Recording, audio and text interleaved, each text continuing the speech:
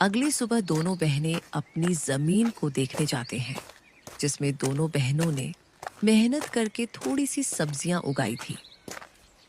दीदी, अच्छा हुआ कि माँ बाबूजी के जाने के बाद हमने यह जमीन बेचा नहीं।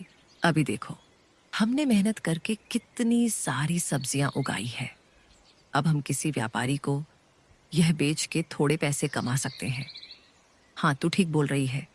इसे बेच के कुछ दिन का तो गुजारा हो जाएगा, लेकिन लेकिन क्या दीदी, इसे बेच के हम कुछ दिन ही गुजारा कर पाएंगे।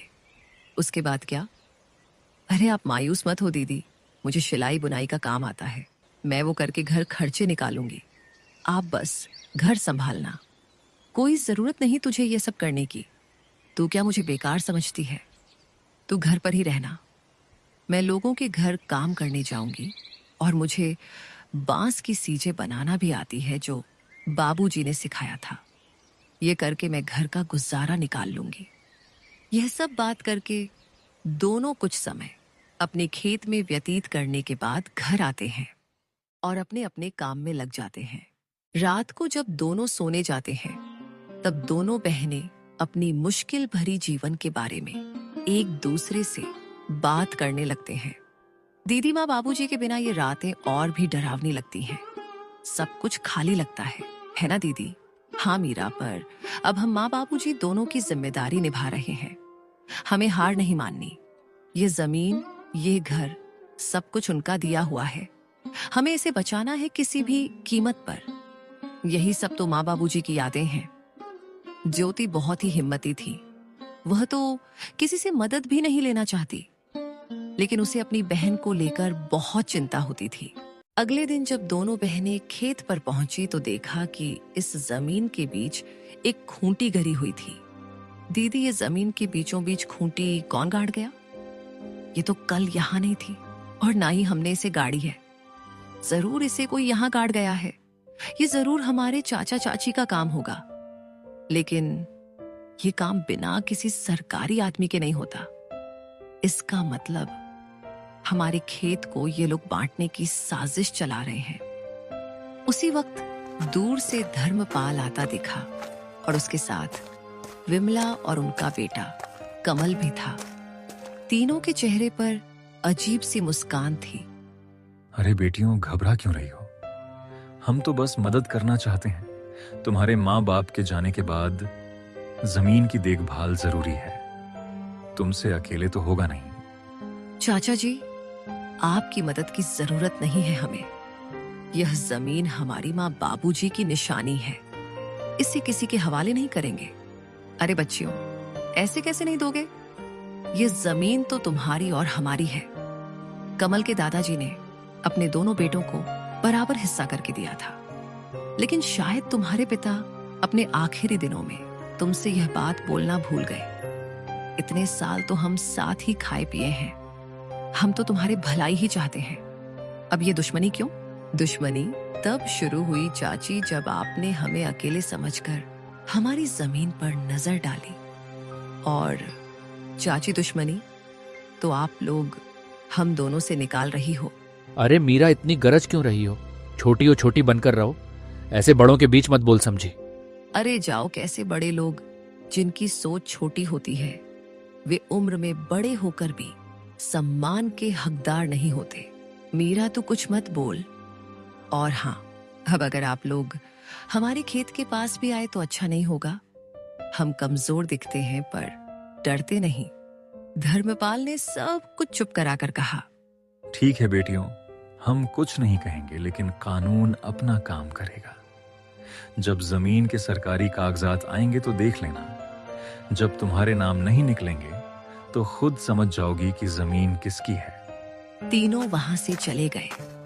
ज्योति और मीरा कुछ देर तक खामोश खड़ी रही। दीदी, क्या वो सच में कागज बदलवा सकते हैं? कुछ भी कर सकते हैं मीरा। लालच में आदमी अंधा हो जाता है। हमें किसी पर भरोसे नहीं करना चाहिए। अब हमें बहुत संभाल के रहना पड़ेगा। इन बातों की भनक ज्योति को लगी तो वो मीरा को लेकर सीधा सरपंच के वहां पहुंची। सरपंच जी, हमें आपसे इंसाफ चाहिए था। मेरे माँ बाबूजी की जमीन पर मेरे चाचा जबरदस्ती का दावा कर रहे हैं और आप लोग उनका साथ दे रहे हैं। मुझे आपसे यह उम्मीद नहीं थी। हम कोई अबला नहीं है, हम ऐसे चुप नहीं रहेंगे। सरपंच जी, ऐसे कैसे कोई भी आकर हमारी जमीन हड़प लेगा? थोड़े समय बाद धर्मपाल, विमला और कमल भी वहां पहुंच गए और वहां पर नाटक करने लगे। सरपंच जी, हम तो बस इनकी भलाई चाहते हैं। भाई की मौत के बाद हमने ही इन्हें पाला है। आप तो यह अच्छे से जानते हैं। और अब जब लड़कियां बड़ी हो गई तो हमें बदनाम कर रही हैं। जरा सोचिए, क्या यही इंसानियत है? ज्योति बेटी, तुम्हारे चाचा तो ठीक कह रहे हैं। तुम लोग तो एक ही परिवार के हो। परिवार के बीच यह झगड़ा क्यों? वैसे भी सरकारी कागजात के हिसाब से तुम्हारी जमीन में इनका भी हक है। ऐसे कैसे सरपंच जी? यह लोग हमारी मजबूरी को देखकर हमारा फायदा उठाने आए हैं। ये कोई परिवार नहीं है, ये बस जमीन के लालच में परिवार होने का दिखावा कर रहे हैं। ये सब बात चल ही रही थी कि तभी पटवारी भी वहां आ जाता है। हरिश्चंद्र की जमीन कानूनी तौर पर सिर्फ उनकी नहीं है, इसमें उनका भाई धर्मपाल का भी हिस्सा है। ऐसे कैसे? तुम लोग तो बस कागजात के बारे में बोल रहे हो, लेकिन क्या सबूत है कि हमारी जमीन का चाचा जी भी हिस्सेदार है? हाँ, ज्योति बिटिया बात तो सही कह रही है। तुम लोग कुछ पुख्ता सबूत भी पेश करो, तब जाके मैं पंचायत बुलाकर सही फैसला ले पाऊंगा। सरपंच के मुंह से यह सुनने के बाद धर्मपाल, विमला और कमल थोड़ा हताश जैसे नजर आए और वे लोग वहां से निकल गए। अरे पटवारी, तुम किसका इंतजार कर रहे हो? तुमको नहीं जाना उनके पीछे पीछे? कितने पैसे खिलाए थे मेरे चाचा ने? ज्योति के ताना सुन के पटवारी शर्म से वहां से निकल जाता है। बिटिया, मुझे गलत मत समझना। मेरे आंखों के सामने जो आया मैंने उसे ही सच मान लिया। इस बार मैं अच्छे से जांच पड़ताल करके एक नतीजे में पहुंचूंगा। आगे से मैं धर्मपाल के बातों में नहीं आऊंगा। और वे लोग तुम दोनों की मजबूरी का फायदा उठाना चाहते हैं तो मैं तुम लोगों को न्याय और उन लोगों को कड़ी सजा दूंगा। सरपंच के मुंह से यह सुन के दोनों ने थोड़े राहत की सांस ली और थोड़ा शक, थोड़े खुशी के साथ घर लौटे। रात होते ही दोनों बहनें फिर से चारपाई में बैठ के बात करने लगते हैं। दीदी, आपको क्या लगता है कि हमारी जमीन हमारे पास रहेगी या फिर हमारे कपटी चाचा चाची को मिलेगी? हाँ मीरा, मैं भी वही सोच रही हूँ। उन लोगों का कोई भरोसा नहीं। वे लोग इतने लालची हैं कि हमारे साथ कुछ भी कर सकते हैं। माँ बाबूजी के जाने के बाद उन लोगों ने अपना असली रंग दिखना शुरू कर दिया है। यही सब चिंता में दोनों बहनों ने मुश्किल से अपनी रात काटी। गांव की हवाओं में हल्की सरसराहट थी। आसमान में बादल थे पर बारिश का कोई नाम ओ निशान नहीं।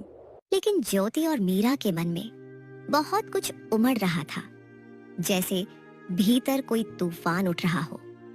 घर का आंगन सूना था और बहनों के चेहरों पर चिंता की लकीरें साफ झलक रही थीं। दीदी, आज खेत चलें क्या? वो जो पिछली बार की सब्जियां बची थी, कहीं किसी जानवर ने नुकसान तो नहीं कर दिया होगा? कभी कभी किसी की गाय बकरी आ जाती है और पूरा नुकसान कर देती है।